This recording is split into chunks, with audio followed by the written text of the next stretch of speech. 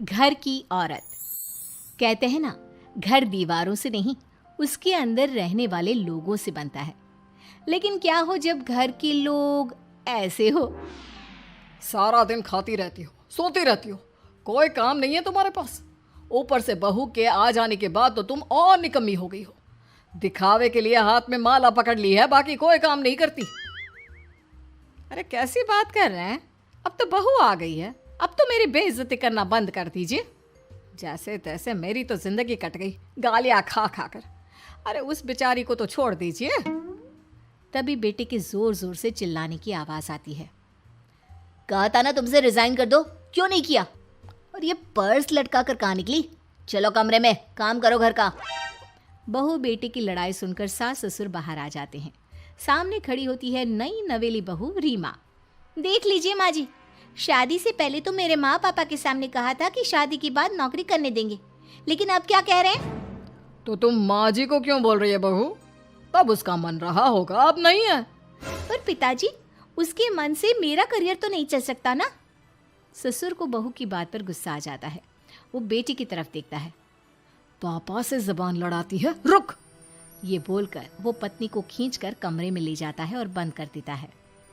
ये सब देखकर सास दुखी हो जाती है। पति के जाने के बाद सास बेटी से कहती है, देख बेटा, अब जमाना कुछ और है। तेरे पिता ने घर में औरतों की कद्र नहीं की, लेकिन तू ऐसा ना बन। शहर की समझदार पढ़ी लिखी लड़की से शादी की है तूने, उसका ख्याल रखा कर, तमीज से पेश आया कर। जा, बहू को कमरे से बाहर ले आ। लेकिन बेटा नहीं मानता और बहू कमरे में सारा दिन बंद रहती है। शाम को बेटा बाहर जाता है कि सास चाय और बिस्कुट लेकर बहू के कमरे में जाती है। बहू बेटा ये ले, चाय पी ले। रो रो कर कैसी शक्ल बना ली है बेटा। माँ जी, ये कैसे लोग हैं? आप कैसे मैनेज कर रही हैं? ऐसे थोड़ी ना होता है माँ जी। घर की औरतों को तो पिताजी और ये इंसान समझते ही नहीं। क्या करूं बेटा, मैंने तो जैसे तैसे सह लिया, लेकिन तू ना सहना। दोनों बात कर ही रहे थे कि ससुर आ जाते हैं। अच्छा, तो अब बहू को भड़का रही हो? बहुत दिन हो गए मार खाए, अब क्या बहू के सामने खाओगे? जाओ यहाँ से, और जरूरत नहीं है ज्यादा इस लड़की को सर पर चढ़ाने की, समझी? बहू को ससुर की बात पर गुस्सा आ जाता है, लेकिन वो कुछ नहीं कहती। आए दिन बहू देखती है कि कैसे उसकी सास और उसके साथ उसका ससुर और पति गंदा व्यवहार करते हैं। फिर एक दिन, ये क्या बनाया है? खाना बनाना नहीं आता क्या? ये बोलकर वो खाने की भरी सारी थाली फेंक देता है। अरे बेटा कोई बात नहीं, शांत हो जा, मैं अभी बाहर से कुछ मंगवा देता हूँ। हाँ पापा, ऑर्डर करिए। ऐसे खाने से तो पेट भरने से रहा। वैसे खाना तुमको बनाना आता नहीं और बाहर जाकर नौकरी करना चाहती हो। अरे तुम जैसे को तो पूछते भी नहीं है बाहर। बहू को पति की बात पर गुस्सा आता है, तभी सास बोल पड़ती है। तेरे से ज्यादा पढ़ी लिखी है, वो तो तूने इसे कहा था कि तू नौकरी करने देगा तो तुझसे शादी कर ली, वरना ना ही करवाते इसके माँ बाप तुझसे शादी इसकी। और कमाती भी ये तेरे जितना ही है बेटा। बहू हैरान रह जाती है कि जो सास खुद के लिए एक बार भी खड़ी नहीं हुई, वो उसके लिए बेटे को भी भला बुरा सुना रही है। उसकी नज़र में सास की इज्जत और बढ़ जाती है। वो सास को देखकर ये सब सोच ही रही थी कि उसके कान में एक जोर से चांटे की आवाज आती है। किसको किसको मार पड़ी? वो देख ही रही होती है कि उसकी नज़र जमीन पर बैठी सास पर पड़ती है। अभी तो धीरे से मारा, फिर जुबान खोली ना तो ऐसा मारूंगा कि कान के पर्दे फट जाएंगे। सास रो रही थी। बेटा और पति वहां से चले जाते हैं। पिताजी अच्छा किया माँ को जोर का चांटा लगाकर, आगे से जबान खोलने से पहले 4 बार सोचेंगी। बड़ी आई। दोनों हंसते हुए वहां से निकल जाते हैं। बहू सास को उठाती है और पानी देती है। मैंने ये दिन रोज देखे हैं बहू, लेकिन तू नहीं सहना। तू अपना जीवन अपने अनुसार जीना। शादी के वक्त मैंने तेरी माँ से बात करने की कोशिश की थी, उन्हें बताया था, लेकिन वो नहीं मानी। बहू सास को पकड़कर रोने लगती है। वो इसलिए नहीं मानी क्योंकि वो मेरी सगी माँ नहीं है। माँ जी, जिस तरह से आप मेरे लिए खड़ी हुई है ना, मेरी माँ भी नहीं हुई। बेटा मैं तेरा भला चाहती हूँ। तू नौकरी इस घर में रहकर तो नहीं कर पाएगी, एक काम कर, इस घर से चली जा, पैसे कमा और खुश रह। माँ जी, हो सकता है कल तक मैं आपके इस फैसले को मान जाती, लेकिन आज नहीं। माँ जी, आप यहाँ इस नर्क को झेले और मैं आपको छोड़कर चली जाऊं? नहीं, कभी नहीं। अगले रोज, सुनिए, वो क्या है ना, मुझे कुछ कपड़े और गहनों की ज़रूरत है, तो ज़रा पैसे दीजिए ना। अब आप घर के मर्द हो तो पैसे तो आपसे ही मांगूंगी ना। बुरा तो नहीं लग रहा ना आपको?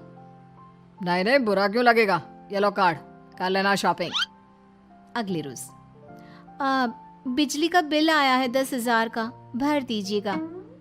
इतना बिल कैसे आ गया?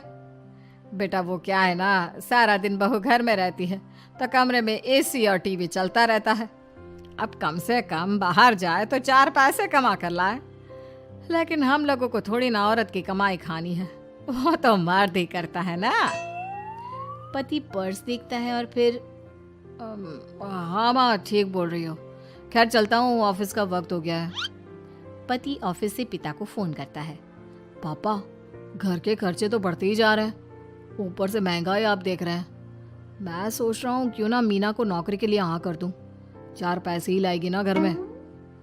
वो तो तू ठीक बोल रहा है, लेकिन ये औरत की जात, कल को 4 पैसे कमाने लगे तो यह नहीं कि सर पर चढ़कर नाचे। हाँ पिताजी, बात तो सही है, वो तो आप हैं जो माँ को मुट्ठी में रखा है, वरना मेरी वाली तो। खैर, सोचते इस बारे में। शाम को पूरा परिवार साथ बैठा होता है। वो कल पनीर की सब्जी बनानी है तो थोड़े पैसे देकर जाना। और हाँ, कीर्तन भी रखा है संडे को, उसके लिए सामान की लिस्ट बना दी है, ले आना। पापा को दे दो, वो ले आएंगे। अरे पापा कहाँ से ले आएंगे, मेरे पास नहीं है पैसे वैसे। लो, पैसे ही नहीं है? मेरे पापा की जेब तो हमेशा नोटों से भरी रहती है। बेटा, लक्ष्मी को जो पूजता है ना, उसके पास लक्ष्मी रहती है। जो घर की औरतों को मारे पीटे, वो भला कैसे लक्ष्मी का लाभ ले सकता है? वाह वाह, क्या बात है, तो जबान खुल रही है तुम्हारी। लगता है भूल गई पुरानी मार और डांट, क्या? हाँ माँ जी, शांत हो जाइए, मैं नहीं देख सकती आपको मार खाता, और फिर हो सकता है कि मैं आपको बचाने आऊँ तो ये भी मुझे मारे। ठीक है बहू, मैं कुछ नहीं कहती, तू ये लिस्ट बस दे दे, मैं चलिए आराम करने। फिर अगले रोज, सुनिए जी, वो मायके जाना है, वो क्या है ना, शादी के बाद से गई नहीं, तो ट्रेन की टिकट बुक करवा देना। तो मैं भी तो साथ जाऊंगा ना तुम्हारे। तो ठीक है, फिर फ्लाइट की ही टिकट करवा दीजिए। वो क्या है ना, अच्छा थोड़ी ना लगता है, आप पहली बार मेरे साथ जा रहे हो और हम ट्रेन से चले, ठीक है ना? पति ऑफिस जाता है, जहाँ उसका दोस्त कहता है, अरे क्या हो गया यार, परेशान सा दिख रहा है, तेरी तो नई नई शादी हुई है, भाभी परेशान कर रही है क्या? अरे नहीं यार, तू तो जानता है थोड़ी सी कमाई में घर चलाना मुश्किल हो रहा है, तू कैसे मैनेज करता है यार? कैसे क्या यार, तू जानता है ना मेरी बीवी रिया को, वो टीचर है, फिर घर में ट्यूशन करती है, साथ में बच्चे भी पढ़ लेते हैं। यार, घर नाम की गाड़ी दोनों पहियों के साथ चलने से ही चलती है, वो भी कमाती है और मैं भी, और चल रहा है घर बस।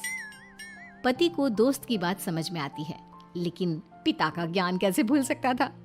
भाई, कल को सर पर चढ़कर नाचने लगी तो। शाम को घर आता है, जहाँ उसकी बुआ और उसका बेटा बैठे होते हैं। अरे आ गया लल्ला, कैसा थका थका सा लग रहा है, सब ठीक है ना?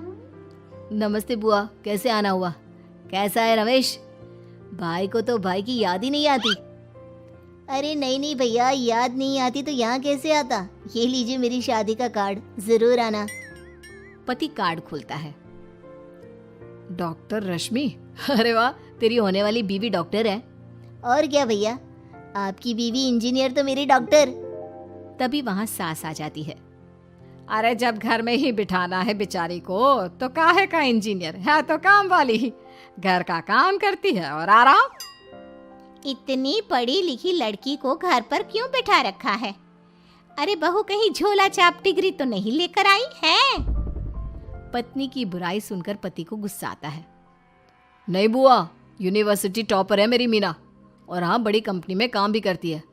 बस शादी के बाद कुछ महीनों की छुट्टी ली थी, अगले हफ्ते से ऑफिस शुरू हो जाएगा। क्यों मीना? तभी ससुर आ जाते हैं। हाँ, लेकिन फिर घर का काम कैसे होगा? और पैसे कमाने लगेगी तो सर पर। पिता की बात पूरी नहीं हुई कि बेटा, सर पर चढ़ने का हक है उसका पापा। पत्नी है वो मेरी, यानी मेरे घर की रानी। और रानियां तो सर का ताज होती है। क्यों मीना?